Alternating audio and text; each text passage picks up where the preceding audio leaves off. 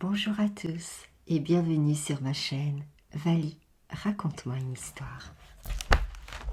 Le curé de Cucugnan d'Alphonse Daudet. Très belle écoute à tous. Tous les ans à la Chandeleur, les poètes provençaux publient en Avignon un joyeux petit livre rempli jusqu'au bord de beaux vers et de jolis contes. Celui de cette année m'arrive à l'instant. Et j'y trouve un adorable fabliau que je vais essayer de vous traduire en l'abrégeant un peu. Parisiens, tendez vos mannes. C'est de la fine fleur de farine provençale qu'on va vous servir cette fois. L'abbé Martin était curé de Cucugnan. Bon comme le pain, franc comme l'or, il aimait paternellement ses Cucugnanais. Pour lui, son Cucugnan aurait été le paradis sur terre, si les Cucugnanais lui avaient donné un peu plus de satisfaction. Mais hélas, les araignées filaient dans son confessionnal, et le beau jour de Pâques, les hosties restaient au fond de son Saint-Ciboire.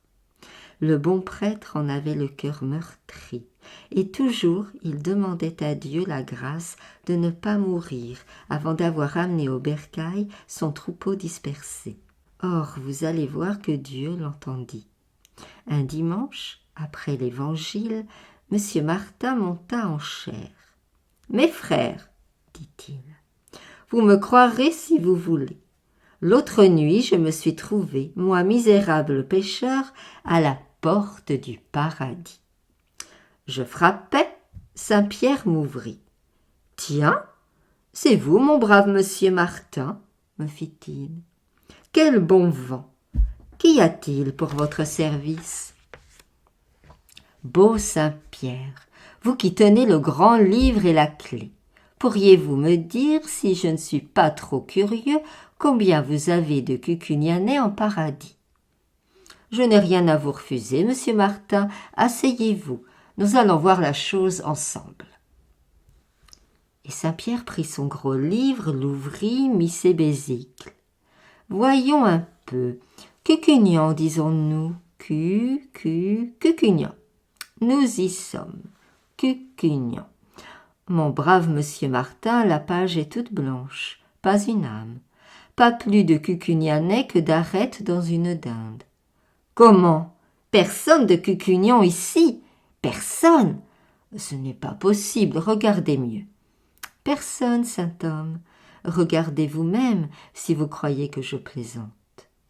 Moi, pécaire, je frappais des pieds et les mains jointes, je criais miséricorde. Alors, Saint-Pierre. Croyez-moi, monsieur Martin, il ne faut pas ainsi vous mettre le cœur à l'envers, car vous pourriez en avoir quelques mauvais coups de sang. Ce n'est pas votre faute, après tout. Vos Cucugnanais, voyez-vous, doivent faire à coup sûr leur petite quarantaine en purgatoire. Ah, par charité, grand Saint-Pierre, faites que je puisse au moins les voir et les consoler. Volontiers, mon ami. Tenez, chaussez vite ces sandales, car les chemins ne sont pas beaux de reste. Voilà qui est bien. Maintenant, cheminez droit devant vous. Voyez-vous là-bas au fond, en tournant, vous trouverez une porte d'argent, toute constellée de croix noires. À main droite, vous frapperez, on vous ouvrira. Adésias, tenez-vous sain et gaillardet. Et je cheminais. Quelle battue! J'ai la chair de poule rien que d'y songer. Un petit sentier plein de ronces, d'escarboucles qui luisaient et de serpents qui sifflaient m'amena jusqu'à la porte d'argent. Pan, pan. Qui frappe? Me fait une voix rauque et dolente. Le curé de Cucugnan. De Cucugnan. Ah, entrez. J'entrai. Un grand bel ange, avec des ailes sombres comme la nuit, avec une robe resplendissante comme le jour, avec une clé de diamant pendue à sa ceinture, écrivait dans un grand livre plus gros que celui de Saint-Pierre. Finalement, que voulez-vous et que demandez-vous? Dit l'ange. Bel ange de Dieu, je veux savoir, je suis bien curieux peut-être, si vous avez ici les Cucugnanais. Les les Cucugnanais, les gens de Cucugnan, que c'est moi qui suis leur prieur. Ah, l'abbé Martin, n'est-ce pas? Pour vous servir, monsieur l'ange.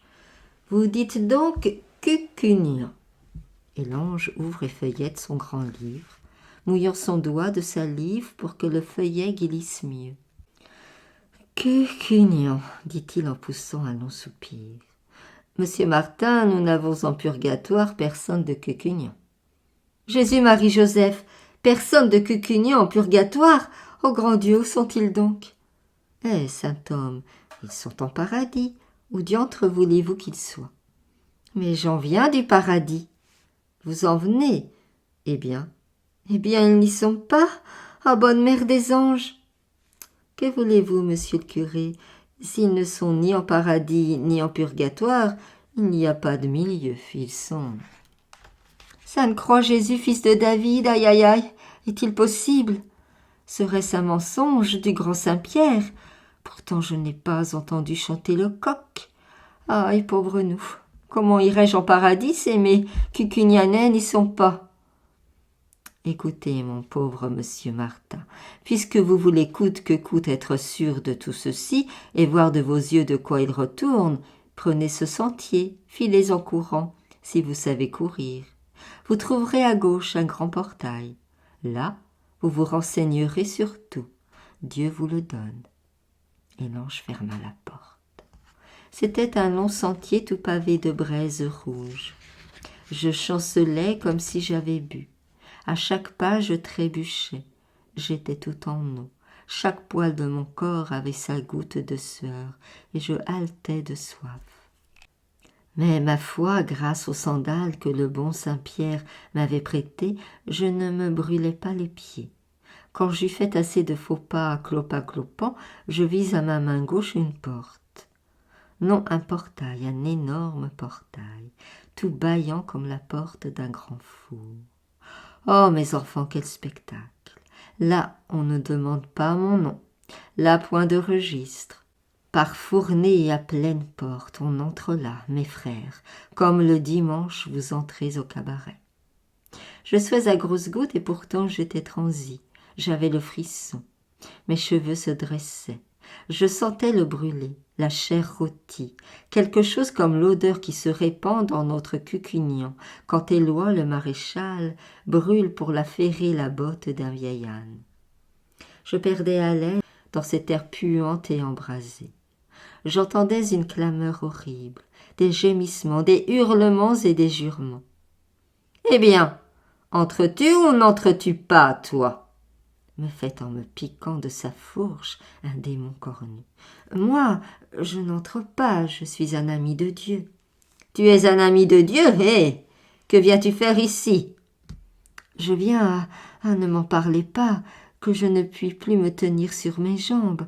Je viens de loin, humblement vous demander si par coup de hasard, vous n'auriez pas ici quelqu'un de Cucugnan. »« Ah, feu de Dieu, tu fais la bête, toi, comme si tu ne savais pas que tout Cucugnan est ici. Tiens, les corbeaux, regarde, et tu verras comme nous les arrangeons ici, tes fameux Cucugnanais. » Et je vis au milieu d'un épouvantable tourbillon de flammes le long coq Galine. Vous l'avez tous connu, mes frères, coq Galine qui se grisait si souvent, et si souvent secouait les puces à sa pauvre Clairon. Je vis Catharinette, cette petite gueuse avec son nez en l'air, qui couchait toute seule à la grange. Il vous en souvient, mes drôles. Mais passons, j'en ai trop dit. Je vis Pascal, doigt de paix, qui faisait son huile avec les olives de monsieur Julien. Je vis Babette la glaneuse, qui en glanant, pour avoir plus vite noué sa gerbe, puisait à poignée au gerbier. Je vis maître Grapasi, qui huilait si bien la roue de sa brouette, et Dauphine, qui vendait si cher l'eau de son puits, et le tortillard, qui, lorsqu'il me rencontrait portant le bon Dieu, filait son chemin, la barrette sur la tête et la pipe au bec, et fier comme Artaban, comme s'il avait rencontré un chien. Et Coulot avec sa zette, et Jacques et Pierre et Tony. Ému, blême de peur, l'auditoire gémit, t'envoyant dans l'enfer tout ouvert, qui son père et qui sa mère, qui sa grand-mère et qui sa sœur. Vous sentez bien, mes frères, reprit le bon abbé Martin. Vous sentez bien que ceci ne peut pas durer. J'ai charge d'âme, et je veux vous sauver de l'abîme où vous êtes tous en train de rouler tête première. Demain, je me mets à l'ouvrage, pas plus tard que demain, et l'ouvrage ne manquera pas. Voici comment je m'y prendrai. Pour que tout se fasse bien, il faut tout faire avec ordre. Nous irons rang par rang, comme à Jonquière quand on danse. Demain lundi, je confesserai les vieux et les vieilles. Ce n'est rien. Mardi, les enfants. J'aurai bientôt fait. Mercredi, les garçons et les filles. Cela pourra être long. Jeudi, les hommes. Nous couperons court. Vendredi, les femmes. Je dirai point d'histoire. Samedi, le meunier. Ce n'est pas trop d'un jour pour lui tout seul. Et si dimanche nous avons fini, nous serons bien heureux. Voyez-vous, mes enfants, quand le blé est mûr, il faut le couper. Quand le vin est tiré, il faut le boire. Voilà assez de linge sale, il s'agit de le laver et de le bien laver. C'est la grâce que je vous souhaite. Amen. Ce qui fut dit fut fait, on coula la lessive. Depuis ce dimanche mémorable, le parfum des vertus de Cucugnan se respire à 10 lieues alentour. Et le bon pasteur, M. Martin, heureux et plein d'allégresse, arrivé l'autre nuit que suivi de tout son troupeau, il gravissait en resplendissante procession au milieu des cierges allumés, d'un nuage d'encens qui embaumait, et des enfants de chœur qui chantaient Te Deum, le chemin éclairé de la cité de Dieu. Et voilà l'histoire du curé de Cucugnan, telle que m'a ordonné de vous la dire ce grand gueusard de Roumanie, qui la tenait lui-même d'un autre bon compagnon. Les vieux. Une lettre, Père Azan ? Oui, monsieur, ça vient de Paris. Il était tout fier que ça vint de Paris, ce brave Père Azan. Pas moi. Quelque chose me disait que cette Parisienne de la rue Jean-Jacques, tombant sur ma table à l'improviste et de si grand matin, allait me faire perdre toute ma journée. Je ne me trompais pas, voyez plutôt. Il faut que tu me rendes un service, mon ami. Tu vas fermer ton moulin pour un jour et t'en aller tout de suite à Eyguières. Eyguières est un gros bourg à 3 ou 4 lieues de chez toi. Une promenade. En arrivant, tu demanderas le couvent des orphelines. La première maison après le couvent est une maison basse à volets gris avec un jardinet derrière. Tu entreras sans frapper. La porte est toujours ouverte. Et en entrant, tu crieras bien fort. « Bonjour, braves gens, je suis l'ami de Maurice. » Alors tu verras 2 petits vieux, oh, mais vieux, archi-vieux, te tendre les bras du fond de leur grand fauteuil, et tu les embrasseras de ma part avec tout ton cœur, comme s'ils étaient à toi. Puis vous causerez. Ils te parleront de moi, rien que de moi. Ils te raconteront 1000 folies que tu écouteras sans rire. Tu ne riras pas, hein ? Ce sont mes grands-parents, 2 êtres dont je suis toute la vie et qui ne m'ont pas vue depuis 10 ans. 10 ans, c'est long, mais que veux-tu ? Moi, Paris me tient. Eux, c'est le grand âge. Ils sont si vieux que s'ils venaient me voir, ils se casseraient en route. Heureusement tu es là-bas, mon cher meunier, et en t'embrassant, les pauvres gens croiront m'embrasser un peu moi-même. Je leur ai si souvent parlé de nous et de cette bonne amitié. Le diable soit de l'amitié. Justement, ce matin-là, il faisait un temps admirable, mais qui ne valait rien pour courir les routes. Trop de Mistral et trop de soleil, une vraie journée de Provence. Quand cette maudite lettre arriva, j'avais déjà choisi mon cagnard entre 2 roches, et je rêvais de rester là tout le jour, comme un lézard, à boire de la lumière, en écoutant chanter les pins. Enfin, que voulez-vous faire? Je fermai le moulin en maugréant, je mis la clé sous la chatière, mon bâton, ma pipe, et me voilà parti. J'arrivai à Eyguières vers 2 heures. Le village était désert, tout le monde aux champs. Dans les ormes du cours, blancs de poussière, les cigales chantaient comme en pleine crau. Il y avait bien sur la place de la mairie un âne qui prenait le soleil, un vol de pigeons sur la fontaine de l'église, mais personne pour m'indiquer l'orphelinat. Par bonheur, une vieille fée m'apparut tout à coup, accroupie et filant dans l'encoignure de sa porte. Je lui dis ce que je cherchais, et comme cette fée était très puissante, elle n'eut qu'à lever sa quenouille. Aussitôt le couvent des orphelines se dressa devant moi, comme par magie. C'était une grande maison maussade et noire, toute fière de montrer au-dessus de son portail en ogive une vieille croix de grès rouge, avec un peu de latin autour. À côté de cette maison, j'en aperçus une autre plus petite. Des volets gris, le jardin derrière, je la reconnus tout de suite et j'entrai sans frapper. Je reverrai toute ma vie ce long corridor, frais et calme, la muraille peinte en rose, le jardinet qui tremblait au fond à travers un store de couleur claire, et surtout les panneaux des fleurs et des violons fanés. Il me semblait que j'arrivais chez quelques vieux baillis du temps de Sedaine.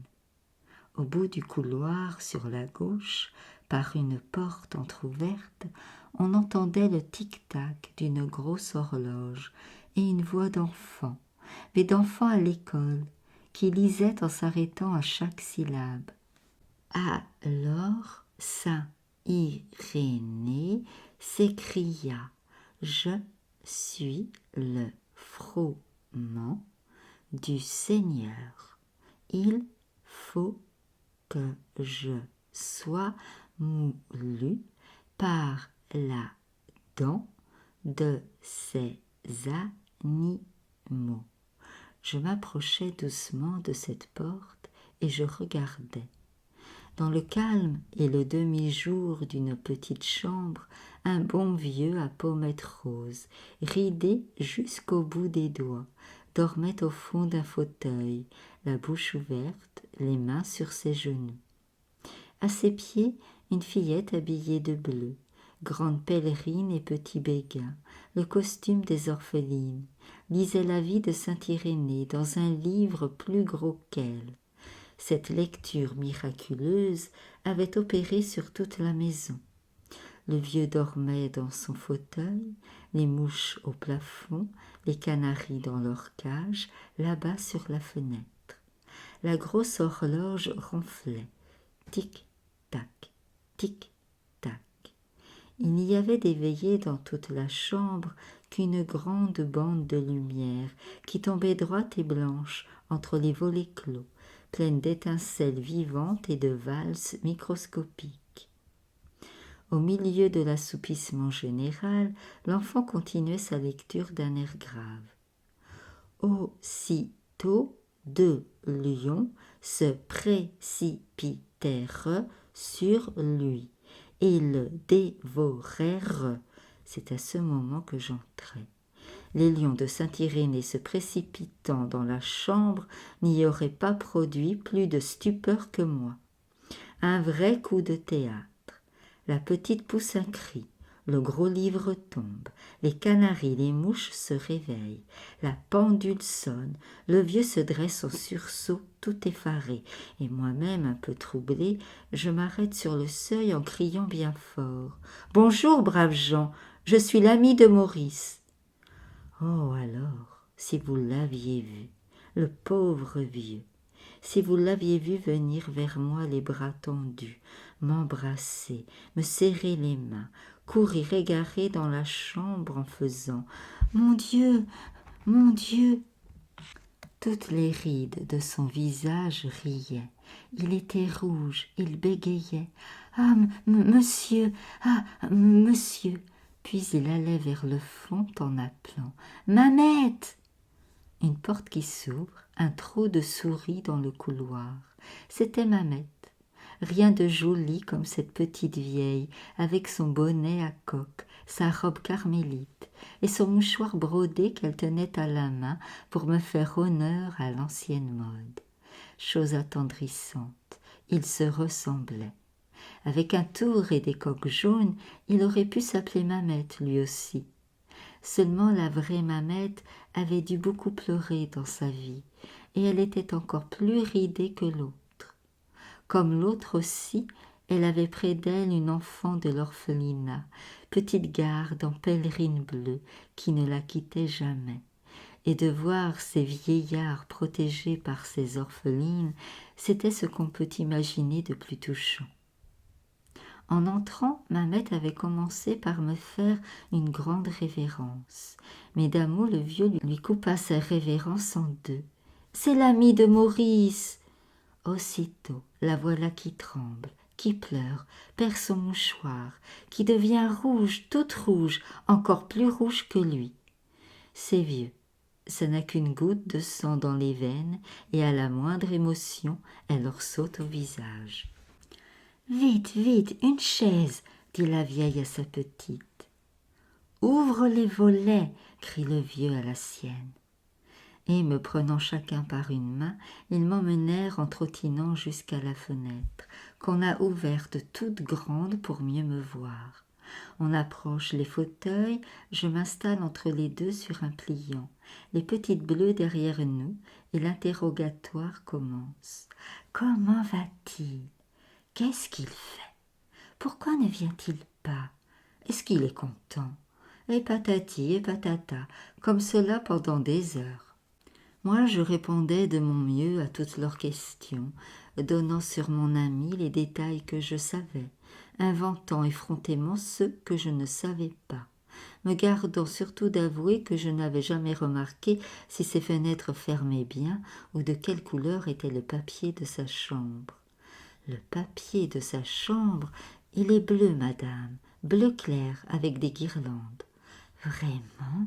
Faisait la pauvre vieille attendrie, et elle ajoutait en se tournant vers son mari, « C'est un si brave enfant. »« Oh oui, c'est un brave enfant, » reprenait l'autre avec enthousiasme.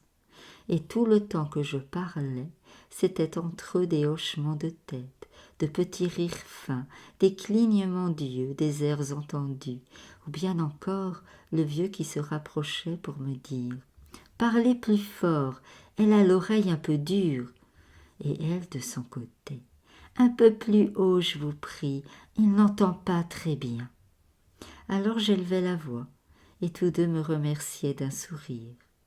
Et dans ces sourires fanés qui se penchaient vers moi, cherchant jusqu'au fond de mes yeux l'image de leur Maurice, moi, j'étais tout émue de la retrouver, cette image vague, voilée, presque insaisissable, comme si je voyais mon ami me sourire très loin dans un brouillard. Tout à coup, le vieux se dresse sur son fauteuil.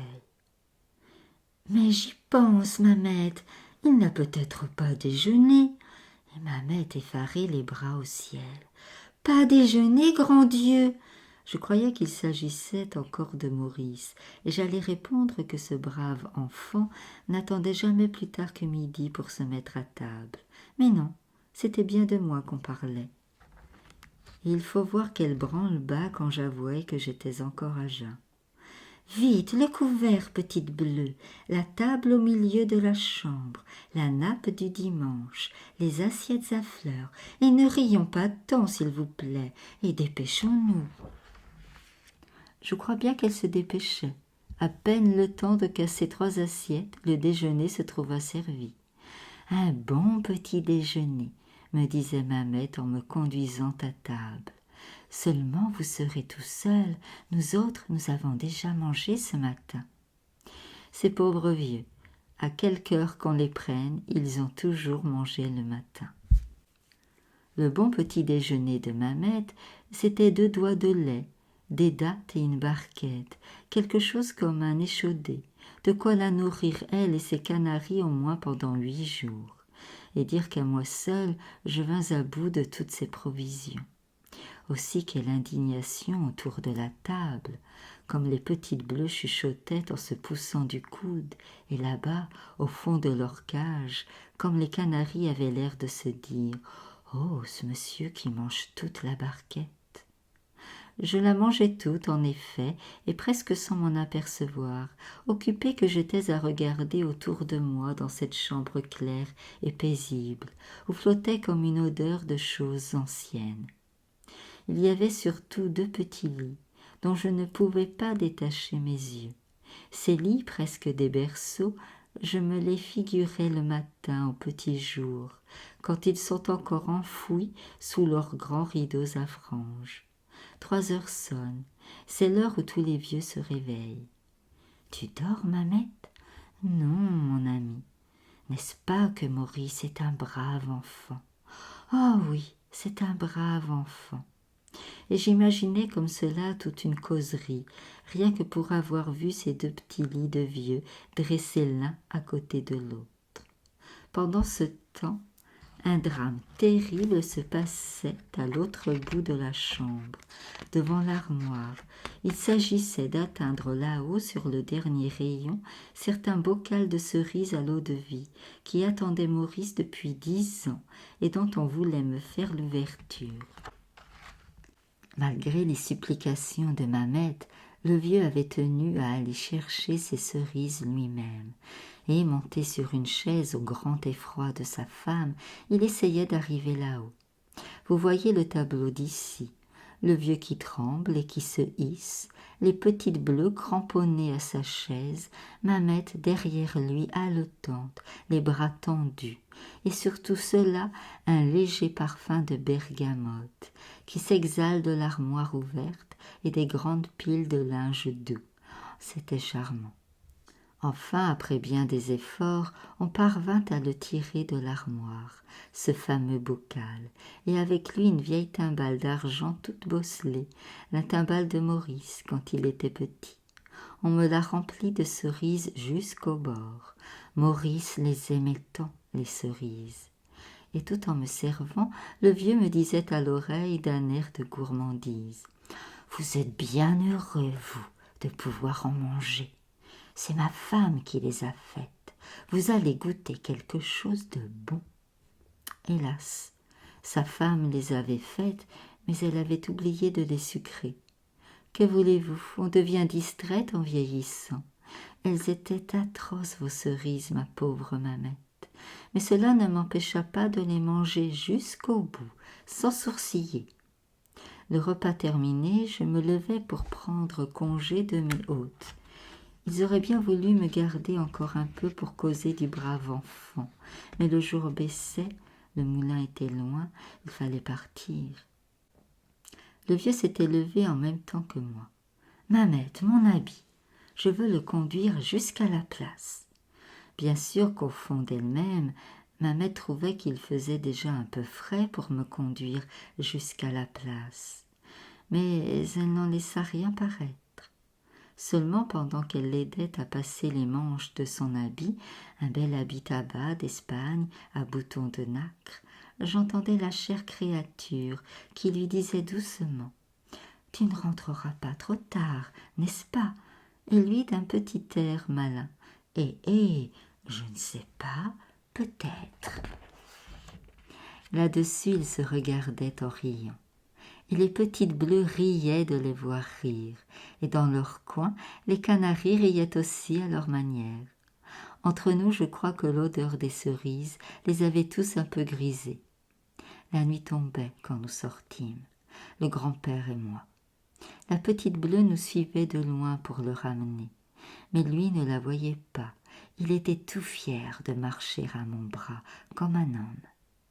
Mamette rayonnante voyait cela du pas de sa porte, et elle avait en nous regardant de jolis hochements de tête qui semblaient dire « Tout de même, mon pauvre homme, il marche encore. » Merci beaucoup pour votre écoute. À bientôt.